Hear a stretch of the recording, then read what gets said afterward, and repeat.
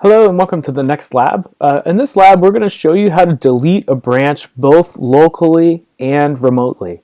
So in some cases, you might run into a situation where you've created a branch and you need to delete that branch. You may have pushed it remotely. So in this example, I have two clients. I have tab 1, this is user 1, and tab 2 is user 2, and they both have this branch called test.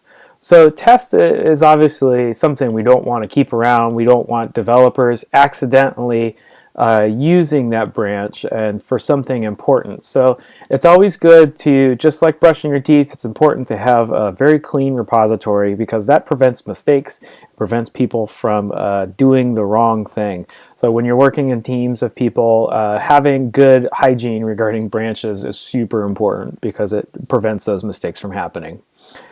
So let's do this. So I'm going to delete test. So the first thing we want to do is you can't delete a branch that you're currently checked out on. So I went ahead and changed my branch to development. So development is checked out. So I'm going to push. So we're going to do a get push origin. So meaning this remote server, delete test. So this is basically saying I want to delete this branch locally, and I want to push that branch deletion to the remote server as well. Now you can just delete your branch locally, however that will only affect your local repository. That will not delete it at the remote branch. So now I can push, so I'm going to say delete, push to delete, and you can see that the branch was marked as deleted. And if I come up to the remote repository and I do a fetch and I get pull, you can see looks like it's out of date. And then if I try and do anything with the test branch, so I'm going to check out the test branch. I'm going to try and pull this branch.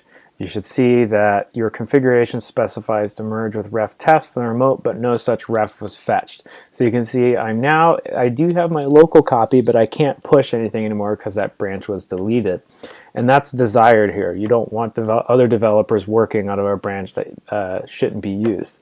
And that's how to delete a branch both locally and remotely.